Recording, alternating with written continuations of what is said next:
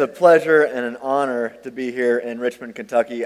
I can't believe how beautiful this country is. And I hope you guys don't take it for granted. You know, where I'm from, I'm used to flatness and corn.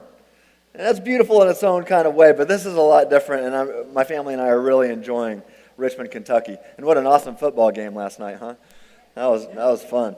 Well, anyway, I'm just completing my master's degree from Biola at Talbot University in Los Angeles also, and really what my degree is focused on philosophy, among some other things. So as a philosopher, one of the things we like to do is run thought experiments.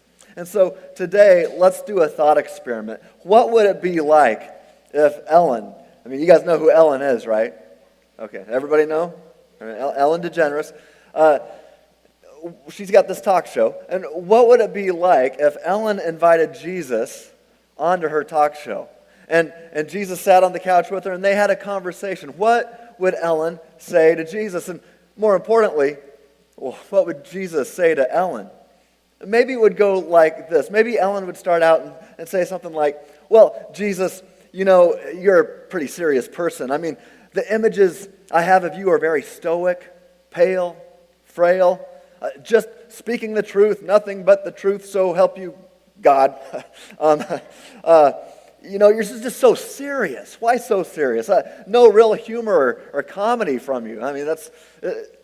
I mean, Jesus, as you know, I'm a comic, and I make people laugh for a living. I think I do a pretty good job. I've made squillions of dollars doing so. And so what do you think about that, Jesus? What do you think about me being a comic, since you're always so serious? And, you know, I think to Ellen's surprise, Jesus would probably respond and go, Ellen, what are you talking about? I invented comedy. I mean, I thought it up. I made it up. Yeah, that was me. In fact, Ellen, every single time that you're funny, well, you're approximating to my perfect standard of humor. Just like every time you do something good, you're approximating to my perfect standard of morality. Every time you're rational, you're approximating to my perfect standard of logic. And like, you know, the laws of logic are grounded in my nature, Ellen, Jesus would say. I am logic. I'll talk more about that later. But just like when you're humorous or when you're funny, you're approximating to my perfect standard of humor. You know, back in the day, a guy named Elton Trueblood actually wrote an entire book about the joy and the humor of Jesus, just based about Jesus, what we read about him in the Gospels. An entire book devoted to this very topic of the humor of Jesus. In fact, the guy I work for right now in Nebraska was a student of his, and he loves to tell me all about him, about Elton Trueblood. You can search him. Let me give you an example of the humor of Jesus. Back in the day in Hebrew times, the way that people would make other people laugh was through sarcasm or exaggeration. This is a genre. You know, when we read the Bible, it's one thing to know what it says. It's another thing to know what it means, quite often. It's called the science of hermeneutics, getting to the author's original intent. What did this author mean? What was the culture like that he was writing in? What was the culture like that he was writing to? And we can see through the study that Jesus spoke many times in sarcasm or exaggeration. Here's an example. Jesus said, where's it at here? Hey, man, don't point out a speck of sawdust in somebody else's contact lens when you've got a sequoia tree growing in your own eye. I mean, does that sound familiar? You know, don't worry about the little speck in my eye when you've got a plank in yours, right? I mean, is Jesus really saying that there's a big piece of wood in your eye? No. What's Jesus' intent here? He's saying, hey, don't be a hypocrite. Namely, don't be a hypocrite judger, a hypocritical judger, right? You can judge with righteous judgment, but don't be a hypocrite when you're judging. Now, Jesus is being funny when he says this. You know, like, hey, don't point out the speck of sawdust in somebody else's eye when you got a sequoia tree growing in your own eye. Ka-doom, right? I mean, you might not think it's funny, but people back then did. They laughed, and they were like, oh man, I see his point. He's speaking truth through humor. Jesus was all about humor. Now, I think Jesus would continue and tell Ellen, I think he would look into her eyes and say, Ellen, I love your laughter. I love your humor, and I love the way you make people laugh. In fact, Ellen, I've gifted you that way. I created you that way. Think of it as a spiritual gift and continue to make people laugh. I love when you're funny, Ellen. In fact, in People magazine, here's what Ellen said about humor. She said, I was helping my mother cope with a broken heart, and humor brought us closer together, and it made me realize the power of humor. The power of humor. I mean, think about it. We all love to laugh, right? I mean, I sure do. I love when something makes me laugh, when something makes me smile. There's definitely a time to laugh, and there's a time to be serious, and sometimes we laugh when we're not supposed to. A couple months ago, my wife and I went to a funeral. Probably see where this might be going. But my wife and I were at this funeral. It was a Catholic funeral. We weren't used to this style of a funeral. I didn't really know the person that had died, but she was a relative of a relative of a relative, one of those kind of things. And so I went to, in honor of the family. And my wife and I are sitting in the very back. It was in a big, long wooden pew. But we were singing a hymn, and this word came on the screen as we were singing. And I didn't really know the word, and I just tried to make it up. And my wife says that I sing really loud all the time anyway. And so I guess I sang this word, pronounced it wrong, and did it really loudly, and she thought it was funny, and so she was like that, And now she's like, okay, I can't laugh at a funeral. And so she's like shaking, doing this kind of thing. And whenever my wife laughs, that makes me laugh. And so I'm trying not to laugh at that point, and I'm starting to shake. Then the song's over, they say, be seated. And we're sitting down in this big, long wooden pew, and we're shaking so hard because we're trying not to laugh that the whole pew is shaking, and everybody's looking at us like, why are you laughing at a funeral? All right, probably not the best time to laugh, right? But it was funny. But sometimes we got to force ourselves to laugh when we should be laughing, when we don't feel like it. For instance, when my son was younger, he's 12 now, but just a couple years ago, I remember there was times where he'd get in trouble with me, and he'd be in a bad mood and being all sad, and I'd say, okay, Ethan, if you want to get in worse trouble, then, or if you don't want to get in worse trouble, then you've got to smile for me. In fact, you have to smile for 30 seconds and just hold it. Everybody try it right now. Just smile as big as you can, and just hold it there for a while. Everybody, come on. Some of you aren't smiling. All right, okay, everybody. Doesn't it just feel good to smile? In fact, it's scientifically proven that when we smile and when we laugh, there's like endorphins that are released into our system. It's like a drug, really. God created us to feel good when we laugh and when we smile. Now, it's so funny with Ethan, I force him to smile. So you have to smile for 30 seconds. Do it. And usually about 10 seconds in, he'd bust out laughing. It actually makes us feel better. So God's designed us to laugh. He's designed us to love joy and humor. That's how God made us. It's good to laugh. And I think Jesus would just encourage Ellen this way. Thank you for making people laugh. You're doing a great job. Keep it up. And I think Jesus would then go on to say, and Ellen, not only do I love your humor and how you make people laugh, but I love your heart, Ellen. I think she might be a little surprised, maybe not expecting Jesus to be so encouraging to her. She might have been thinking something else was going to happen. But Jesus would be saying, I love your humor, I love your heart, I love how your charity, how you give. Ellen is immensely talented. She's personal. She's engaging. In fact, the New York Times did an interview about her humor and her heart. And she said, I try to keep every single thing positive. It's so expected now that every joke has to be mean-spirited. Everything has to be against somebody. And she said, I just don't think that's healthy. Well, amen to that, right? I think Jesus would applaud that and say the same thing. Amen, Ellen. Good job. And Ellen might be like, whoa, I was not expecting this, Jesus. I was not expecting this. You're not just some cosmic killjoy here to rain on my parade. I was not expecting this, Jesus. And Jesus would say, no, Ellen, I love your heart. But there's still a big elephant in the room, isn't there? Amidst all this love and encouragement that Jesus is giving, Ellen, there's still an elephant in the room. And what is it? Homosexuality, right? If you know who Ellen is, you know that's the elephant in the room. Now, maybe Ellen would say, okay, Jesus, I want to thank you for the encouragement, the love that you've shown me here, but Jesus, I'm gay.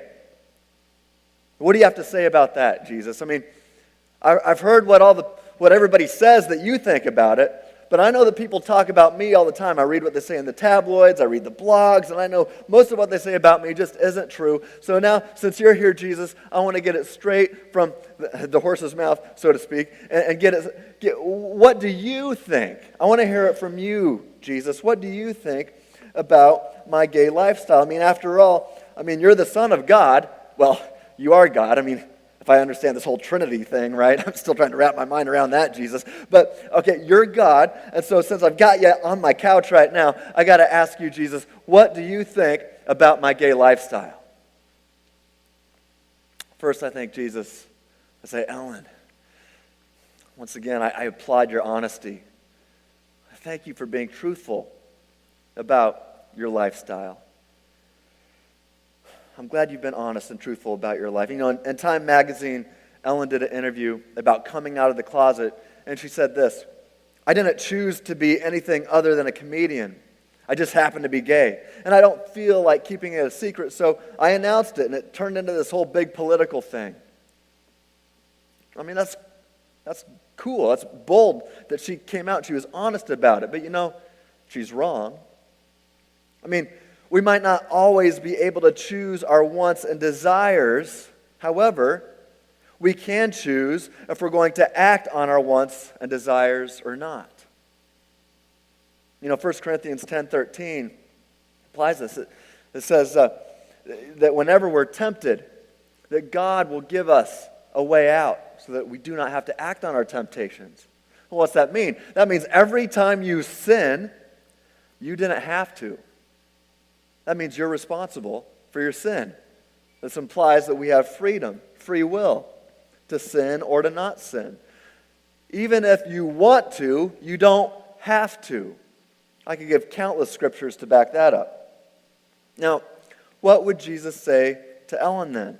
What would the Son of God say to Ellen as they're sitting there on that couch having that conversation? I think he'd say, Ellen, I want to be totally transparent and honest with you. You've been honest with me. Honest with squillions of people who love you. And I've got to be honest with you, Ellen. Homosexuality is not God's best for your life. It's not my best for you. And I want the best for you, Ellen. I really do. Ellen, Jesus would say, I love you, but I love you too much for you to not have the best. No matter what you think, I have something better for you. And the way you're choosing to live right now is not the best for you, Ellen. And in fact, it's objectively wrong. Ellen, it's a sin. Your gay lifestyle that you're choosing to act on right now, it's sinful. Now, don't get me wrong. I think Jesus would be quick to point out the many of the people that call themselves Christians who are so hateful and mean-spirited towards Ellen and the gay community. Jesus has told us to speak the truth in love, not to speak the truth in hate. And honestly, I see many Christians get that wrong. I think Jesus would say to Ellen, don't worry, I'm going to be talking to them too. But Ellen, I'm here with you right now. And choosing to act on these homosexual desires of yours is wrong. It's sinful. If God exists, then there's some things that are really right and wrong. I'm talking about objectively true. Some things that are really right and wrong. If he doesn't, then all things are permissible. In fact, as the Russian philosopher Dostoevsky says, I love to say his name, Dostoevsky, he said, if God does not exist, all things are permissible. All things. There's nothing really right or wrong. It's just your opinion. And if your opinion is different than mine, then who cares? But if God exists, everything changes. You know, it comes down to what we call a worldview. I think Jesus would explain this to Ellen and say, everybody's got a worldview. It's kind of like putting on different sunglasses, different lenses that you look through, how you see the world. I love sunglasses. I've got different pairs for different things. I have driving sunglasses, running sunglasses I like to work out in. I have sunglasses I like to mow the lawn in. I even have traveling sunglasses that I brought on this trip. Well, cheap aviators that I don't care if they get lost or broken or not. Right? But I like different sunglasses. But if these lenses some lenses are better than others for different activities. And especially if your lens is blurry or smudged, well, then you're not going to see reality clearly. You got to have the right worldview. Now, for Christians, our worldview is what we call a biblical worldview. It starts with the Bible. It starts with God. Actually, as I mentioned earlier, my worldview starts with logic. And I can conclude then that the Bible is the Word of God, and then I ought to wear a biblical lens to view the world through. Now, logic, what did I say about logic earlier? The laws of logic are grounded in the nature and essence of God. So when we're logical, we're actually godly. That's why Christianity is the only logical worldview to choose from.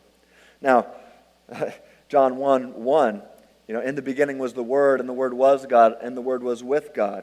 The Greek word for word is logos, and that means principle of reason. And logos, the Greek word, is where we get our word logic today. So when we start with logic, we start with Jesus, if you realize it or not. Let's look at John 1:14.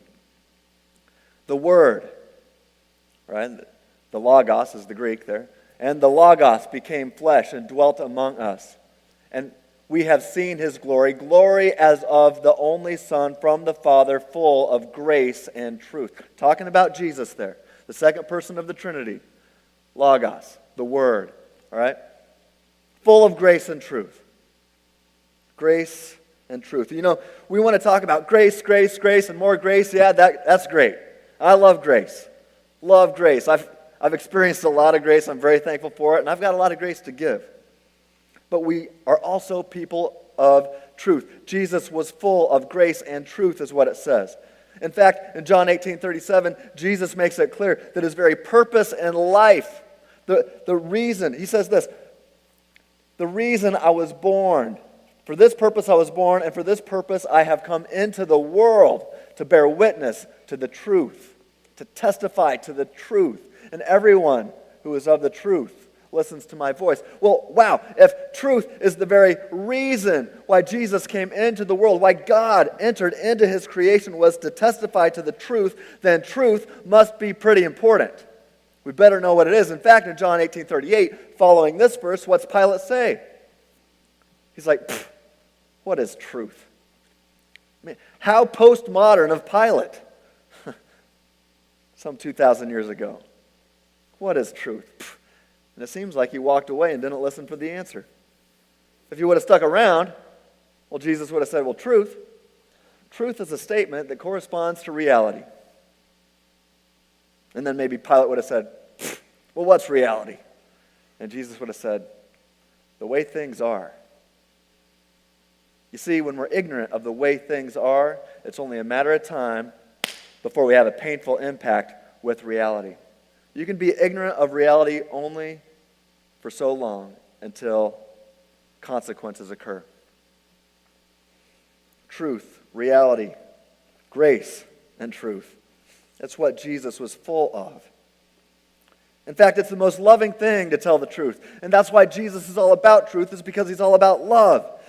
Since he loves us so much, he's got to tell the truth. In fact, it's hateful to not tell the truth. In fact, one of the most prominent atheists today, a guy named Penn Jillette. Maybe you've heard of him. He's an atheist. He does not think God exists. Thinks Christianity is false, but you know what? He's got something right. And he says, he's speaking to Christians, he's like, if you really think I'm burning in hell, how much do you have to hate me to not share the gospel with me? How much do you have to hate somebody to not speak what you think is true? That I'm going to burn in hell for eternity? How much do you have to hate somebody, Christian, to not share the gospel? To not tell them about Jesus? If you really think that's true and you're not sharing the gospel, don't tell me you love people. You hate people. I mean, this is from an atheist, and I think he's got this right. You know, as an evangelical philosopher and theologian and an apologist, I can tell you that we can prove that God exists using science, metaphysics, laws of logic, the historical method, things like that. We can prove that God exists, and I'll have that debate with anybody, any professor at the college, any of them. We can prove God exists, and we can prove that Christianity is true. I won't get into the details right now. Feel free to ask me later how I do that. But we can prove that that's the only logical worldview to choose from. You ought to wear those biblical glasses to view the world through, for your worldview. Now, some people are all about truth. Some people are all about grace. But it's not an either or, you see. It's a both and. Jesus was full of grace and truth, and if we're Christians, if we're trying to be like Jesus, we ought to be the same. We ought to be committed to grace and truth, both. We've got to understand the truth, but we've got to love the people we're talking. You know, I was talking to some of you yesterday, and I said, every time you share the gospel, it's an argument. It's an argument. You're saying, look, you got this thing wrong. Let me tell you the truth. And I'm going to tell you, here's Jesus. He's truth. Now, some arguments are more intense. But you know what? Having this conversation doesn't mean you have to be a jerk. In fact, I think of my favorite Bible verse in 2 Corinthians 10:5. And Paul says, we destroy arguments. Look at that. We destroy arguments and every lofty opinion raised against the knowledge of God, and we take every thought captive to obey Christ. Does he say that we destroy arguers? No, an argument is different than an arguer. We can destroy the argument, and as Jesus says, we love everybody from our neighbor to our enemy. I think that includes the person we're arguing with. So we can love them while destroying their arguments. You see, I've gained so many good friends, even atheistic friends. Well, some of them used to be atheists. I try to make as many atheist, non-believing friends as I can. And it works well because I can love them and take care of their heart while deconstructing their beliefs and their arguments. I think that's what Paul did. I think that's what Jesus would do. We're supposed to speak the truth in love. But then maybe Ellen would say to Jesus, after they've had this conversation, she might say, yeah, but Jesus, you never said anything about my gay lifestyle in the Bible. You didn't say anything about it, Jesus. I've read the red letters, and you didn't say anything in the Bible about being gay. And again, to Ellen's surprise, Jesus would probably say, well, Ellen, actually I did. You could at least make this rational inference, Ellen. I mean, look at Mark 10, 6 through 8, and see what I said. I said this, back in the day, Ellen, a long time ago, I said, but at the beginning of creation, God made them, what's it say? Male and female. Therefore, a man shall leave his father and mother and hold fast to his wife, and the two shall become one flesh. So they are no longer two, but one flesh. And Ellen would probably be like, wow, did I miss that? I'll tell you what, people miss that all the time. Now, maybe it's, Jesus would say, yeah, Ellen, honestly, you got to be truthful here. In that context, it was in regards to divorce, so maybe that's why you missed it. But it's at least a rational inference to see if I was going to provide this model of marriage in this context that I would provide this model of marriage in regards to homosexuality also. Now, if that's not enough for you, Ellen, my man Paul, that I chose to teach actually, and in fact, Ellen, I'm God, therefore I'm omniscient, therefore I knew what Paul would teach even before I picked him to teach it, therefore I gave my stamp of approval on what he teaches. And Paul taught 3 times. He was very clear that those that practice homosexuality, along with a whole other list of sins, mind you, okay, but this is in the list, will not inherit the kingdom of God. There's eternal consequences. Paul's making it clear that, hey, if you're going to choose to love a sin, that's idolatry. And if you worship an idol, it logically follows you do not worship me. And heaven is a true love relationship with me. So do you want a true love relationship with me or not? It's your choice. Now let me make something very clear. Not speaking as Jesus here, speaking as Tim. We are all sinners. Paul said I'm the worst, and I'll debate him on that. Because I know I'm messed up and I need a lot of grace. But we all do. But I'll tell you what, Jesus loves every single one of us. But it's up to us if we love him back. Do you love Jesus? Jesus can't force you into a true love relationship with him, a true love marriage. He can only offer the ring. Get down on a knee and say, will you marry me? It's up to us if we say yes or no. But then Ellen might say, well, look, Jesus, you're God. Well, you made me like this. You gave me these desires. It's not fair. I got to just act on them. I got to do what I do and be who I am. I was born that way. Maybe you've heard the recent song from Lady Gaga in the last few years. I was born that way. Well, hey, newsflash. We're all born into sin.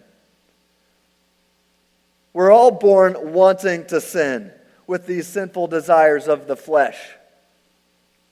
Does that mean you have to act on them? Does it mean that if somebody was to say, hey, I was born wanting to punch homosexuals in the face every time I'm around them, should they? No, by no means. That would be wrong. That would be evil. They should not do that. Just because you're born with a desire does not mean you are forced to act on it. In fact, some people say, well, what if there's a gay gene? Well, who cares if there is? Do you have to act that way? You have a choice to make. It's what makes you in the image of God. You're not bound. You're not some meat robot or a bag of chemicals on bones. You have real choices to make. Some people say, well, there's an alcoholic gene. Does that mean they ought to drink to their heart's content? No, in fact, it serves as a warning. You ought to run from that. If atheistic naturalism is true, then there are no choices. We are meat robots. No choices to make. But if you have a soul created in the image of God, which is actually the topic of my master's thesis, and I can prove you have a soul, or rather that you are a soul that has a body. You can talk to me about that later. But if you're a soul, then you can make real choices. You're not bound and determined by the laws of nature. Anyway, Jesus would say, hey, Ellen, here's one of the passages, 1 Corinthians 6, 9 through 11. This is a list of sins, right, that Paul makes. Do not be deceived, neither the sexually immoral, nor idolaters, nor adulterers, nor men who practice homosexuality, nor thieves, nor the greedy, nor drunkards. Let's not just pick on homosexuality. Can you relate to any of these? Nor revilers, nor swindlers. This is not an exhaustive list. This is saying, hey, here's a bunch of them. Homosexuality is one of them. But this is not an exhaustive list. Anybody who is dedicated to a life of sin is committed to idol worship. But Paul goes on and says, that's what some of you were. That's what some of you were? You mean we can change? We can make choices to change? Now think about that We can take our thoughts captive to obey Christ, and when we do that, our minds are changed. Romans 12:2, be transformed by the renewing of our minds. When we take our thoughts captive to obey Christ, our minds change. We can change, and we can be utterly transformed. And that's why Paul can say that's what some of you were. God transforms us. There is transformation to be found in Jesus. You know, I think Jesus would say, Ellen, the mark of a true Christian, a citizen of heaven, is not somebody who never sins. The mark of a true Christian is somebody who hates their sin because they love me. What I'm asking you, Ellen, is, do you love me? In John 14:15, I said, if you love me, you keep my commands. Do you love me, Ellen? If so, I'm not asking you to be perfect, but I'm asking you to hate your sin. And I'm asking you to fight your sin. Not to put it on parade. Anytime we, whatever sin pride parade you want to march in, fill in the blank with your favorite sin, that's a dangerous place to be. That's not a mark of a true Christian, one who flaunts their sin and celebrates their sin. But the mark of a true Christian is one who has sinful desires and fights them. Fights them because they love Jesus. They do not want to give in to their temptations. I think Jesus says this to Ellen, and he'd say it to us today. He's saying this to you right now. I love you, but do you love me? It's your choice. If you love me, as I said in John 14:15, you will keep my commands. If you feel like you're here today and you realize that maybe you're not fighting your sin. Maybe you're not hating your sin. Maybe you're starting to accept it. Maybe you're starting to celebrate it. Well, I want to invite you today to come up and pray. We're going to have some people up here who are willing to pray with you.